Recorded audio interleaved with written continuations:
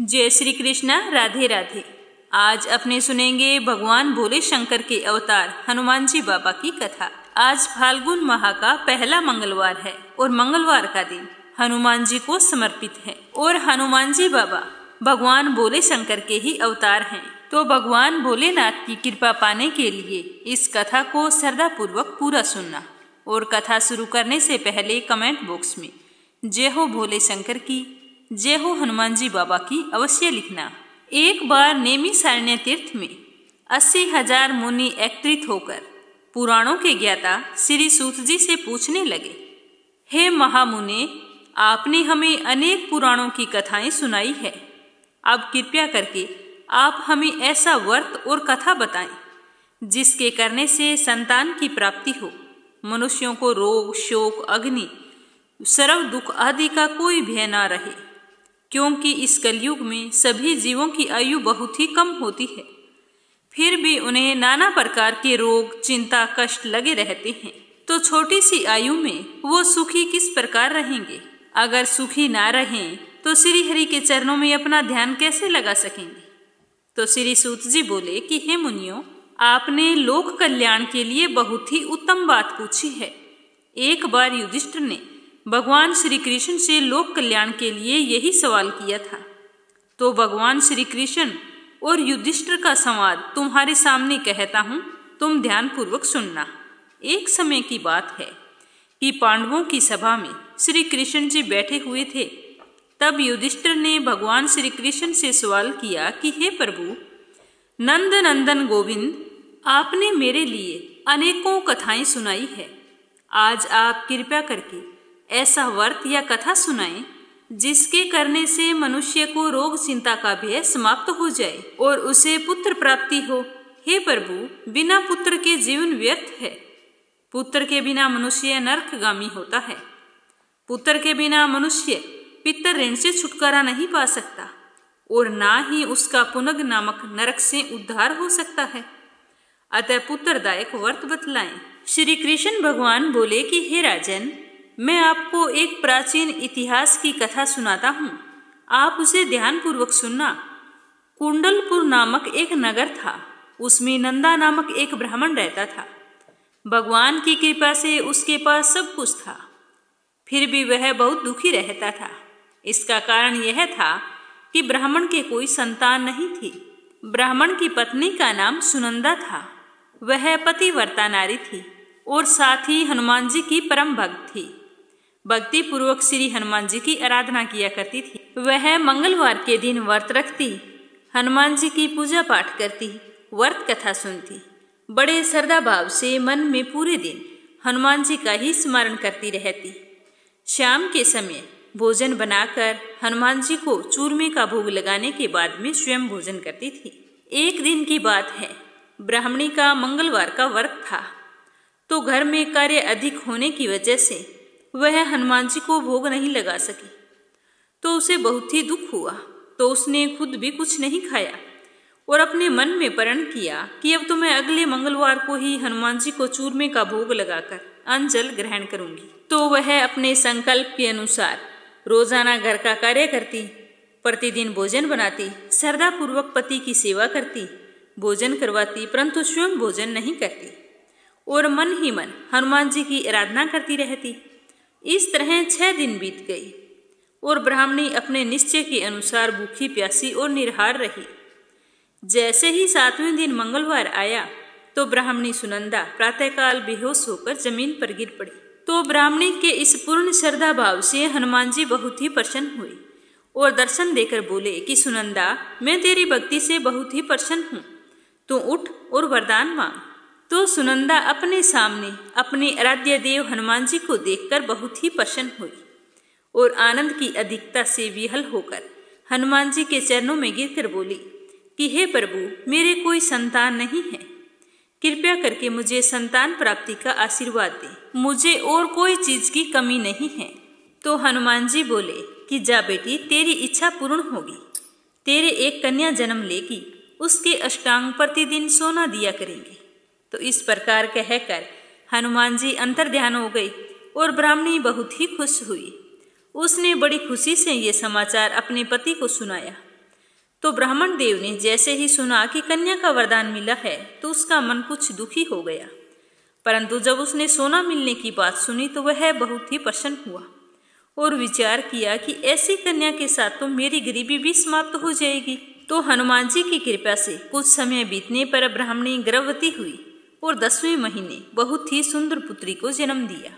वो बच्ची इस तरह अपने पिता के घर में बढ़ने लगी जैसे शुक्ल पक्ष का चंद्रमा बढ़ता हो। 10वें दिन ब्राह्मण ने उस बालिका का नामकरण संस्कार करवाया तो उनके कुल पुरोहित ने उस बालिका का नाम रत्नावली रखा, क्योंकि वह कन्या रोजाना सोना प्रदान किया करती थी। इस कन्या ने पूर्व जन्म में बड़े ही विधि विधान से मंगल देव का व्रत किया था। रत्नावली का अष्टांग बहुत सारा सोना देता था, तो उस सोने से ब्राह्मण बहुत ही धनवान हो गया। अब तो धनवान होने के कारण ब्राह्मणी को भी बहुत ही घमंड होने लगा। समय बीतता गया, रत्नावली 10 वर्ष की हो चुकी थी। एक दिन नंदा ब्राह्मण बहुत ही प्रसन्नचित्त था। तब सुनंदा ने अपने पति से कहा कि स्वामी, अपनी पुत्री रत्नावली विवाह के योग्य हो गई है, अतः आप कोई सुंदर तथा योग्य वर देखकर इसका विवाह करवा दें। तो यह सुनकर ब्राह्मण बोला कि अभी तो रत्नावली बहुत छोटी है। तब वह ब्राह्मणी बोली कि शास्त्रों में बताया गया है कि कन्या 8वें वर्ष में गौरी, 9वें वर्ष में रोहिणी, 10वें वर्ष में कन्या और इसके पश्चात रजस्वाला हो जाती है। गौरी के दान से पाताल लोक की प्राप्ति होती है, रोहिणी के दान से वैकुंठ लोक की प्राप्ति होती है, कन्या के दान से इंद्रलोक में सुखों की प्राप्ति होती है। अगर हे पतिदेव रजस्वाला का दान किया जाता है तो घोर नरक की प्राप्ति होती है। तो यह सुनकर ब्राह्मण बोला कि अभी तो रत्नावली मात्र 10 वर्ष की हुई है और मैंने तो 16-16 साल की कन्याओं का विवाह करवाया है, तो अभी क्या जल्दी है। तो उसकी पत्नी बोली कि आपको तो लगता है धन का लोभ हो गया है।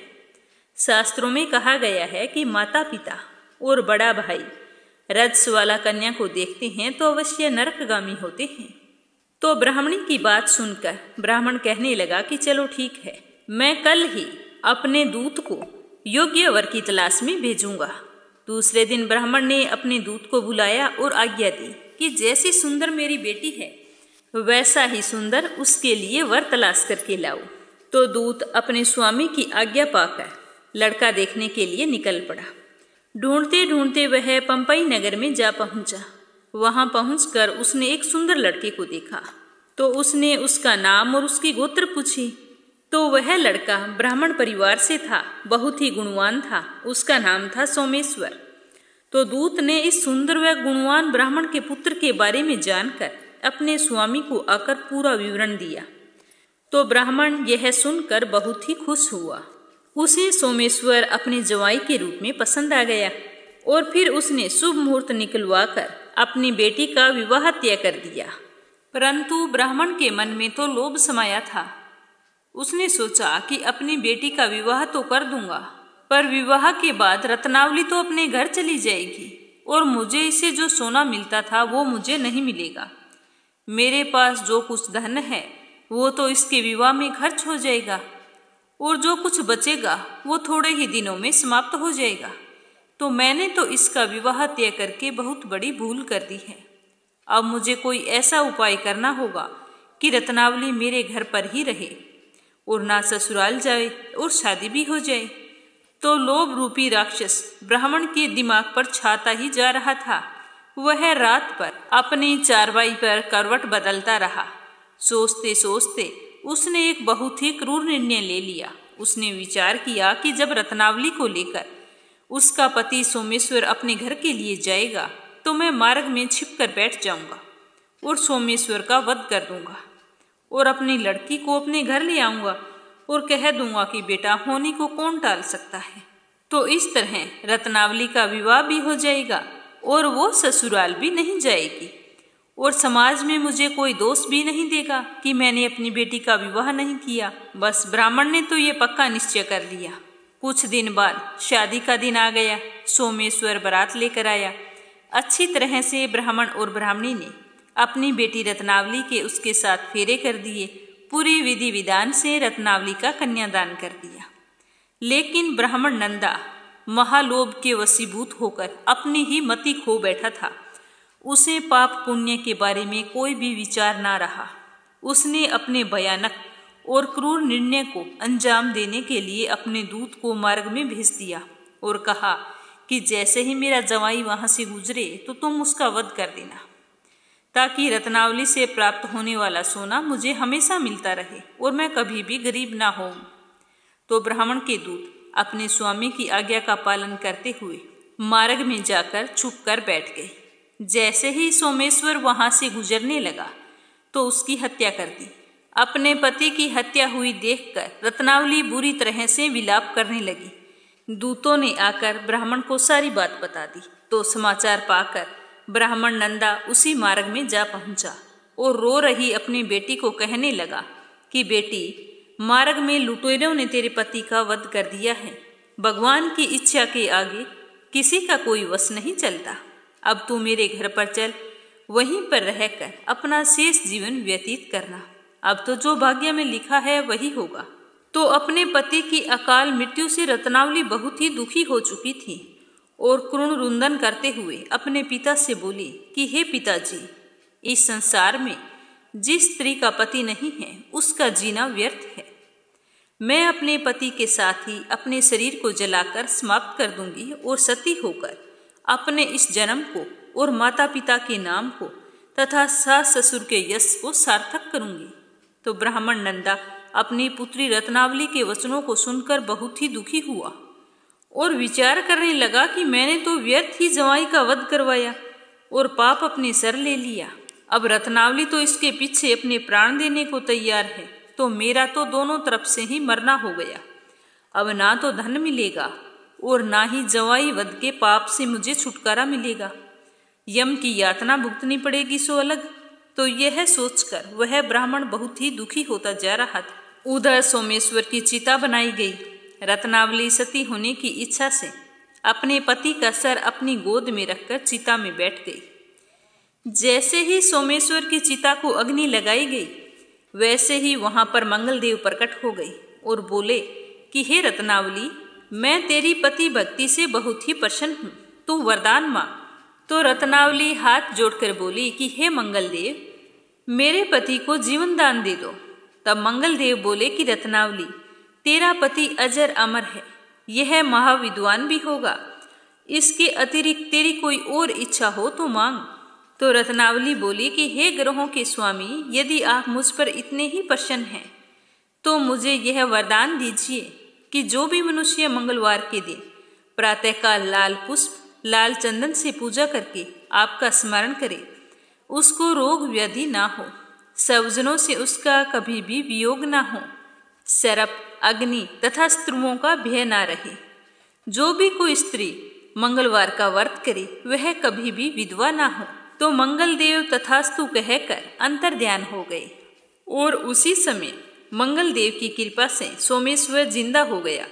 रत्नावली अपने पति को पुनः प्राप्त करके बहुत ही प्रसन्न हुई और मंगलदेव का व्रत प्रत्येक मंगलवार को करती और व्रत रखकर मंगलवार की व्रत कथा बड़े ही श्रद्धा भाव से सुनती। तो व्रत और पूजा पाठ के प्रभाव से इस लोक के सारे सुखों को भोगती हुई अंत में अपने पति के साथ स्वर्ग लोक को गई।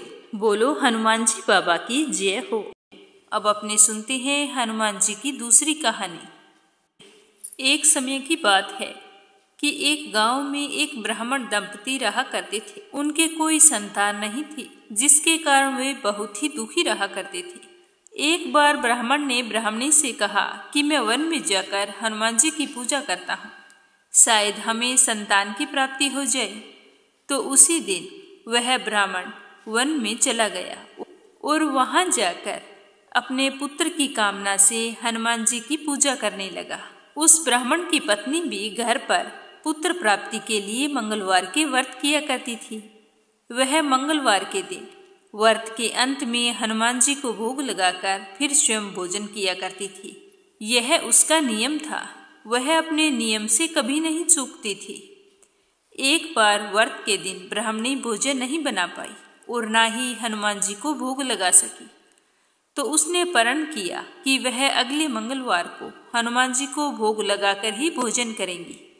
तो इस तरह का प्रण करके वह ब्राह्मणी 6 दिन तक भूखी प्यासी रही। 7वें दिन मंगलवार को हनुमान जी की पूजा अर्चना करके जैसे ही वो चलने लगी तो उसे चक्कर आ गया और वो बेहोश हो गई। तो हनुमान जी उसकी निष्ठा और लगन को देखकर बहुत ही प्रसन्न हुए। उन्होंने आशीर्वाद स्वरूप ब्राह्मणी को एक पुत्र दिया और कहा कि यह पुत्र तुम्हारी खूब सेवा किया करेगा। तो वह ब्राह्मणी हनुमान जी से इस तरह का आशीर्वाद पाकर बहुत ही खुश हुई और बारंबार हनुमान जी को प्रणाम करती रही। उस ब्राह्मणी ने अपने बालक का नाम मंगल रखा। धीरे धीरे वह बालक बड़ा होता गया। कुछ समय बाद ब्राह्मण घर आया तो उस बालक को देखकर ब्राह्मणी से पूछा कि यह बालक कौन है। तो उसकी पत्नी बोली कि मंगलवार के व्रत से प्रसन्न होकर हनुमान जी ने यह बालक हमें दिया है। तो ब्राह्मण को अपनी पत्नी की बात पर बिल्कुल भी विश्वास नहीं हुआ। वह अपनी पत्नी के चरित्र पर शक करने लगा। तो एक दिन मौका पाकर ब्राह्मण ने बालक को कुएं में गिरा दिया और फिर स्वयं घर लौट आया। घर लौटने पर ब्राह्मणी ने पूछा कि मंगल कहाँ है। तो ब्राह्मण कुछ कहता, उसी समय मंगल पीछे से आकर जोर जोर से हंसने लगा। तो उसे सकुशल वापिस आया हुआ देखकर ब्राह्मण तो आश्चर्यचकित हो गया कि मैंने तो इसे कुएं में गिराया था, यह जीवित कैसे आया है। तो सोचता सोचता ब्राह्मण भोजन करने के बाद सो गया। रात को हनुमान जी ने सपने में उसे दर्शन दिए और कहा कि हे ब्राह्मण, यह पुत्र मैंने ही तुम्हें दिया है और तुम अपनी पत्नी के चरित्र पर शक करते हो। यह बात बिल्कुल भी अच्छी नहीं है। तो ब्राह्मण सत्य जानकर बहुत ही खुश हुआ और इसके बाद से ब्राह्मण दंपति प्रत्येक मंगलवार को व्रत रखने लगे। जो भी मनुष्य मंगलवार व्रत कथा को पढ़ता है, सुनता है या सुनाता है और नियम से व्रत रखता है, उसे हनुमान जी की कृपा से उसके सारे कष्ट दूर होकर सर्व सुखों की प्राप्ति होती है और वह हनुमान जी की दया का पात्र बनता है। बोलो हनुमान जी बाबा की जय हो। तो अब अपने सुनते हैं एक सच्चे शिव भगत की कथा। एक नगर में भगवान शिव का एक भव्य मंदिर था, जहां हर वर्ष दूर दूर से भक्तजन शिव जी के दर्शन करने के लिए आते रहते थे। सावन का महीना चल रहा था। दूर दूर से कावड़िए कावड़ लेकर भगवान शिव का जलाभिषेक करने के लिए आए हुए थे। मंदिर का परिसर भक्तों की भीड़ से भरा हुआ था। तभी अचानक आकाश में बिजलियां चमकने लगी और बादल गरजने लगे और एक सोने का थाल वहां से उतरा। उसी के साथ एक भविष्यवाणी भी हुई कि जो कोई भगवान शंकर का सच्चा भक्त होगा और प्रेमी होगा, उसी को यह थाल मिलेगा। तो वहां पर उपस्थित सभी लोगों ने यह भविष्यवाणी सुनी। धीरे धीरे सभी लोग इकट्ठे हो गए। जो लोग मंदिर की व्यवस्था देखते थे, उन्हें तो पूरा विश्वास था कि यह थाल हमें मिलेगा, क्योंकि हम तो पूरे मंदिर की व्यवस्था देखते हैं, मंदिर की सारी जिम्मेदारियां उठाते हैं, इसीलिए ये सोने का थाल तो हमें ही मिलेगा। इसीलिए वे तो सबसे आगे जाकर खड़े हो गए। सबसे पहले एक पंडित जी आए और बोले कि देखिए, मैं प्रतिदिन महादेव का अभिषेक करता हूँ, इसीलिए मैं ही भगवान भोलेनाथ का सबसे निकटवर्ती प्रेमी भक्त हूँ, इसीलिए थाल तो मुझे मिलना चाहिए। इतना कहकर जैसे ही पंडित जी थाल उठाने लगे तो थाल उठाते ही सोने का थाल पीतल का हो गया। यह देखकर पंडित जी तो बड़े लज्जित हुए। उन्होंने थाल को यथास्थान पर वापस रख दिया और चुपचाप वहां से निकल लिए। इसी प्रकार वहां पर उपस्थित सभी पंडितों ने खुद को आजमाया, लेकिन शायद उनमें कोई भी सच्चा भक्त नहीं था। जो भी उस थाल को उठाता तो वह थाल पीतल का हो जाता, तो उन्हें थाल को वहीं पर रखकर वापस जाना पड़ता। इसके बाद में उस नगर के राजा का आगमन वहां पर हुआ। राजा सबसे आगे आए और बोले कि मैंने महादेव के मंदिर में बहुत बड़ी रकम दान की है, इसलिए महादेव मुझ पर अति प्रसन्न हैं, तो थाल तो मुझे ही मिलना चाहिए। इतना कहकर बड़ी खुशी से राजा आगे बढ़े और जैसे ही थाल उठाया तो थाल तो तांबे का हो गया। तो यह देखकर राजा भी बड़े लज्जित हुए और थाल को वहीं पर रखकर एक तरफ खड़े हो गए। इसके बाद इसी तरह एक से बढ़कर एक दानी, महात्मा और भक्त जन वहां पर पधारे और थाल उठाया तो थाल कभी तांबे का हो जाता, कभी पीतल का हो जाता। सोने का नहीं रहता। तब सभी लोगों को पता चल गया कि हम में से महादेव का सच्चा भक्त कोई नहीं है। उसी समय अचानक वहां पर एक किसान आ गया। वो बेचारा महीनों बाद आज चातुर्मास के सोमवार के शुभ अवसर पर शिव जी के दर्शन करने के लिए आया था। गरीबी और गृहस्थी के बोझ तले दबा दिन रात खेतों में मेहनत मजदूरी करके अपना और अपने परिवार का पेट पालता था। और वो रास्ते से आ रहा था, तभी उसे कोई भिखारी मिल गया और खाने के लिए कुछ मांगने लगा। तो उस किसान को दया आ गई। जो अपने खाने के लिए लेकर आया था वो उसने उस भिखारी को दे दिया। वहां पर थाल के बारे में चर्चा हो रही थी, लेकिन उस किसान ने उस चर्चा की ओर बिल्कुल भी ध्यान नहीं दिया। सीधा मंदिर में गया और महादेव का पूजन करके बाहर आ गया। जैसे ही वो परिक्रमा करके जाने लगा तो पीछे से एक व्यक्ति बोला कि भाई, तुम भी थाल उठाकर देख लो, हो सकता है तुम ही सच्चे भक्त हो, तुम्हारे लिए ही सोने का थाल आया हो। तो किसान को लगा कि शायद वह व्यक्ति उसका मजाक बना रहा है। तो किसान ने हंसते हुए कहा, भाई, मैं तो कोई पूजा पाठ भी नहीं करता हूँ, महीनों में एक आध बार मंदिर आता हूँ, मैं काहे का सच्चा भक्त हूँ। तो वह आदमी कहने लगा, भाई, हम तो सब देख चुके हैं, हमारी भक्ति तो 2 कौड़ी की भी नहीं है, इसीलिए तुमसे कह रहे हैं कि तुम अपना हाथ लगाकर देख लो। सोने का थाल ना मिले तो कोई बात नहीं, पता तो चल जाएगा कि तुम्हारी भक्ति में कितनी सच्चाई है। तो वहां पर खड़े सारे लोग आग्रह करने लगे। तो आखिर उस भोले वाले किसान ने जाकर थाल को उठा लिया। जैसे ही उसने थाल को उठाया तो लोगों के आश्चर्य का ठिकाना नहीं रहा। सोने का थाल रोशनी से चमचमाने लगा। यह देखकर सब लोगों में खुशियों की लहर दौड़ गई।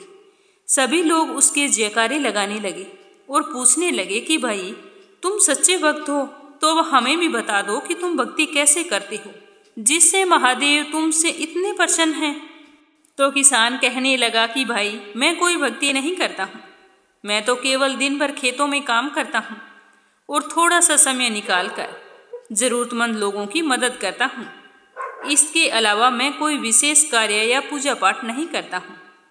तो लोग पूछने लगे कि तुम लोगों की मदद क्यों करते हो?